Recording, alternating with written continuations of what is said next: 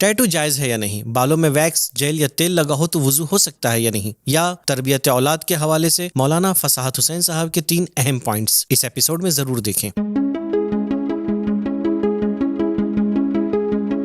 बिस्मिल्लाहिर्रहमानिर्रहीम। सबील कमेंट के इस नए एपिसोड में आपका इस्तकबाल है। बीबी दो आलम हज़रत ज़हरा सलामुल्लाह अलैहा की शहादत के अय्याम नज़दीक हैं। यकीनन ये दिन सोगो अज़ा के दिन है। इस हवाले से हम इमाम ज़माना अज्जलल्लाहु ताला फ़रजहु शरीफ की बारगाह में और आप मोमिन की खिदमत में ताज़ियत पेश करते हैं। इस प्रोग्राम का आगाज़ हज़रत ज़हरा सलामुल्लाह अलैहा की एक हदीस से करते हैं। इस हदीस को आग़ा मोहम्मद दश्ती ने अपनी किताब नहजुल हयात में रकम फरमाया है। आप फरमाती हैं, हुब्बिब इलैया मिन दुनियाकुम सलास, तिलावतु किताबिल्लाह वन नज़्रु फ़ी वजहि रसूलिल्लाह वल इन्फ़ाक़ु फ़ी सबीलिल्लाह। मुझे तुम्हारी इस दुनिया में 3 चीज़ें बहुत पसंद हैं। पहले कलामुल्लाह की तिलावत करना, दूसरे रसूल खुदा के चेहरे की ज़ियारत करना, तीसरे राह खुदा में मजबूरों बेसहारों की मदद करना। जनाब ज़हरा सलामुल्लाह अलैहा की हदीस को वसीला बनाते हुए हम अपनी ज़िंदगी में कुरान को जगह दें, कुरान से मानूस हों, उसकी तिलावत करें, उसे समझें, उसकी तालीमात पर अमल पैरा होने की कोशिश करें। इस सिलसिले में आप हमारी वीडियो 7 मिनट्स विद कुरान, जिसमें 7 मिनट में कुरान की तिलावत उसके तर्जुमे के साथ पेश की जाती है, और 11 महीने में आप पूरे कुरान को पढ़ भी सकते हैं और समझ भी सकते हैं। तो इस सीरीज को जरूर फॉलो करें। आज 26 जनवरी है। आज ही के दिन हिंदुस्तान के आइन को नाफिज किया गया था। तमाम सियासी रहनुमा और लीडर्स जिस आइन को बचाने की कसम खाते हैं, अफसोस आज उसी आइन के चेहरे को मस्क किया जा रहा है, उसे मिटाया जा रहा है। इस जुल्मानी माहौल में अगर कोई चीज उम्मीद की लौ जगाती है तो वो बिला तफरीक मजहब व मिल्लत अवाम का सड़कों रोडों पे आके मुजाहरा करना है। हम उनके हौसले और जज्बे की दाद देते हैं। आए अब हम अपने पहले सवाल की जानिब चलते हैं। राज अब्बास साहब ने कमेंट किया और ये कहा कि मौलाना साहब, आप जो कह रहे हैं हमारी सोसाइटी में ये प्रैक्टिकल नहीं है, और लड़कियों को शादी करने के बाद उनके घर की जिम्मेदारियां निभानी होती है, तो वो पढ़ाई कैसे कर सकती हैं? ये हमारी बहन ने जो सवाल किया है, इसका जवाब इस तरह से है कि शर्त ये थी कि जो लड़की हो वो यंग एज हो उसकी, और वो एजुकेशन कंटिन्यू करना चाहती हो, तो ये फैमिलीज के दरमियान पहले ये अंडरस्टैंडिंग होनी चाहिए कि शादी के बाद जो है वो लड़की अपनी पढ़ाई कंप्लीट करेगी, उसके बाद फिर बच्चे के लिए प्लानिंग होगी। तो इस अंडरस्टैंडिंग की बुनियाद पर अगर शादी होगी तो ये प्रॉब्लम्स नहीं आएंगी। और लड़की के ससुराल जाने से पहले भी उन ससुराल वालों का घर का सिलसिला तो जारी सारी था, तो इतनी ज्यादा रिस्पॉन्सिबिलिटीज नहीं मिलनी चाहिए उस लड़की को शादी के बाद कि वो अपनी पढ़ाई को कंटिन्यू ना कर सके। अदरवाइज तो फिर ऐसी बात है, अगर कोई अंडरस्टैंडिंग ही नहीं होगी तो फिर प्रॉब्लम ज्यादा क्रिएट होगी।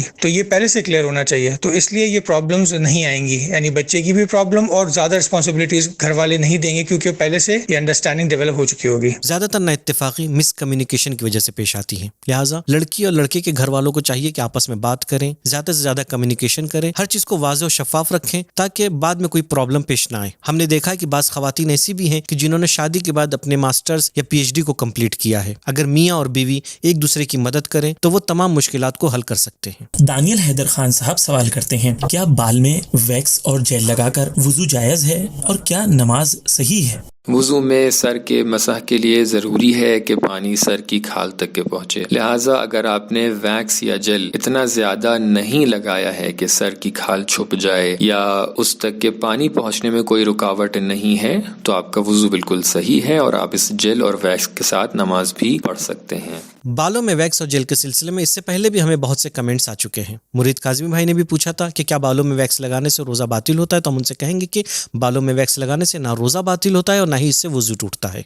मोहम्मद मकबूल साहब सवाल करते हैं कि हम जवान इमाम ज़माना की राह को हमवार करने के लिए क्या कर सकते हैं? मोहम्मद मकबूल भाई, सबसे पहले तो आप अपने आप को इमाम ज़माना अज्जलल्लाहु ताला फ़रजहु शरीफ के लिए एक रिसोर्स, एक मैन पावर समझें। और जाहिर है जितना ज़्यादा मैन पावर मजबूत होगा, डेवलप होगा, उतना ही ज़्यादा इमाम का रिसोर्स भी डेवलप होगा। आज ज़रूरत है कि हम बुलंद हौसले और इरादे के साथ आगे बढ़ें, जिस फील्ड में भी हैं उसमें आला पोजीशन हासिल करने की कोशिश करें, खुद भी कामयाब हों और अपने मोमिन भाइयों का हाथ थामें ताकि वो भी कामयाब हो सके। अपने दिल में इंसानियत का दर्द रखें, क्योंकि इमाम ज़माना को इंसानों का दर्द है। एक स्टूडेंट, एक हाउसवाइफ और एक बिजनेसमैन किस तरीके से अपने इमाम का इंतज़ार कर सकता है, इसके लिए आप हमारी ये वीडियोस देखें जिसकी लिंक डिस्क्रिप्शन में मौजूद है। यकीनन शहादत एक सआदत है और इसके लिए बेपनाह मेहनत और मुशक्क़त की ज़रूरत होती है। जैसा कि रहबर मुअज़्ज़म सैयद अली ख़ामनाई ने शहीद कासिम सुलेमानी के लिए फरमाया, ये शहादत उनकी 40 साल मुसलसल कोशिशों का सिला है। मोहसिन साहब सवाल करते हैं, वो कहते हैं कि मैं एक वेटरनरी डॉक्टर हूँ, क्या हम कुत्तों को टच कर सकते हैं? अक्सर केसेस में कुत्तों के जिस्म वेट होते हैं या वो हमें लिक करते हैं।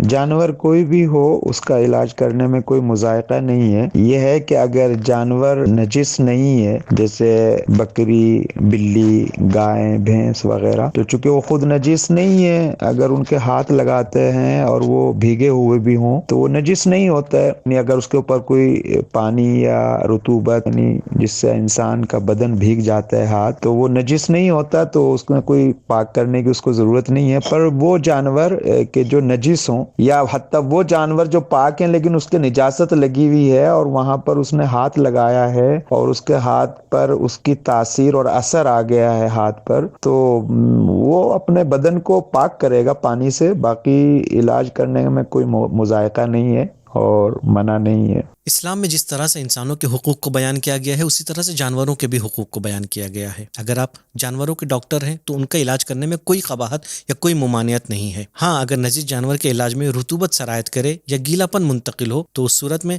آپ کو اپنا ہاتھ یا بدن پاک کرنا ہوگا. تنویر حسین صاحب سوال کرتے ہیں، ٹیٹو بنانے کے سلسلے میں علماء کیا فرماتے ہیں؟ کیا ٹیٹو پر وضو ہو سکتا ہے؟ آیت اللہ سستانی اور آیت اللہ خامنئی دونوں ہی مراجع کرام کے نگاہ میں ٹیٹو بنوانے میں کوئی حرج نہیں ہے، ٹیٹو بنوانا جائز ہے، لیکن بس اس کی شرط یہ ہے کہ وضو اور غسل کے لیے کھال تک پانی پہنچنے میں ٹیٹو رکاوٹ نہ بنے. اور خواتین کے سلسلے میں بھی ٹیٹو بنوانا جائز ہے، اور اگر وہ زینت کے لیے بھی بنوا رہی ہیں تب بھی وہ ٹیٹو بنوا سکتی ہیں، مگر اس میں شرط یہ ہے کہ نامحرم کو دکھانے کے لیے ٹیٹو نہ بنوایا جائے اور نامحرم سے اسے چھپایا جائے. ٹیٹو بنانا اسلام میں جائز ہے، لیکن یہ ایک ویسٹرن کلچر کا سمبل ہے. اب یہ آپ کے ہاتھ میں ہے کہ آپ ویسٹرن کلچر اپنانا چاہتے ہیں یا ویسے دکھنا چاہتے ہیں کہ جیسے اہل بیت علیہ السلام چاہتے ہیں.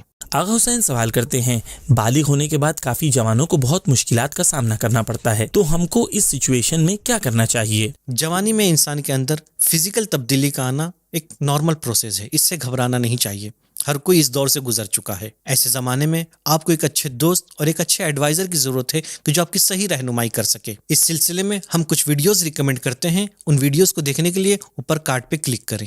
ہمیں خواہر نے جرمنی سے کمنٹ کیا ہے، کہتی ہیں کہ وہ اپنے بچوں کو دینی تعلیم دینا چاہتی تھی لیکن انہیں صحیح دینی تعلیم نہیں دے پائی، اور اب جرمنی میں رہنے کی وجہ سے وہاں کا ماحول بہت بے دین ہے اور ان کے دوست عیاش بھی ہیں. ایسے ماحول میں ہم اپنے بچوں کی تربیت کیسے کریں کہ وہ امام کے سپاہی بن سکیں یا امام کے کام آ سکیں؟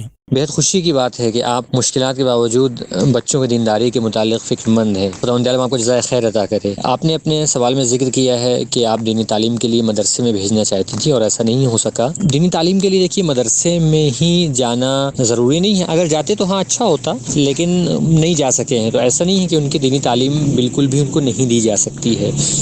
گھر کا جو ماحول ہے یہ ایک حقیقت ہے اور اس کو ہمیں اس توجہ دینی چاہیے اس کی طرف کہ جو گھر کا ماحول ہے وہ بہت اہم رول ادا کرتا ہے بچوں کی دینی شخصیت کو ڈھالنے میں. لہٰذا اس پر فی الحال آپ زیادہ توجہ دے سکتی ہیں، انشاءاللہ کہ آپ کی توجہ ہوگی اس پر. اس کے لیے آپ یہ کر سکتی ہیں کہ ایک دو کام ہیں جو آپ انجام دے سکتی ہیں. آپ خود دینی کتابیں پڑھیے اور بچوں کے لیے بھی اپنے بچوں کی آپ کی جو بھی ایج ہو اور ان کی جو کوالیفیکیشن ہو اس کے اعتبار سے آپ ان کی عمر اور تعلیم کے اعتبار سے ان کے لیے دینی کتابیں فراہم کیجیے. اس کے ہو سکتا ہے کہ آپ کے سامنے ایسی کتابیں نہ ہوں لیکن آپ وہیں جرمنی میں موجود کسی عالم دین سے آپ اس کے لیے مشورہ کر سکتی ہیں، بات کر سکتی ہیں کہ ان کے لیے بچوں کے لیے آپ کے کون سی کتابیں مناسب ہوں گی ان کی عمر اور ان کی تعلیم کے اعتبار سے. ایک اور کام جو انشاءاللہ کافی مؤثر ہوگا وہ یہ ہے کہ گھر میں ایک ہفتے میں ایک بار یا 2 ہفتے میں کم سے کم ایک بار گھر کے سارے لوگ مل کر کے آپ کی پوری فیملی کے سب لوگ ایک ساتھ بیٹھ کر کے کوئی دعا ساتھ میں پڑھیں. دعائے توسل ہے، دعائے کمیل ہے، حدیث قصہ ہے یا کوئی زیارت وارثہ، زیارت عاشورہ، کوئی بھی ایک دعا یا زیارت سب لوگ ساتھ میں مل کر کے پڑھیں. اس کا انشاءاللہ آپ کے بچوں کے دینی شخصیت پر کافی بہتر اثر پڑے گا.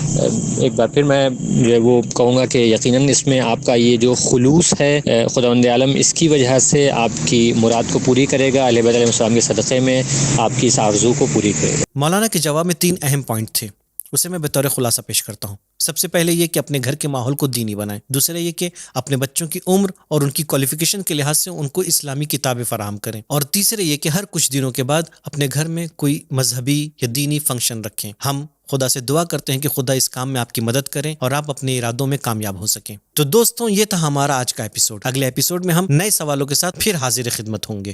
خدا حافظ. شکریہ.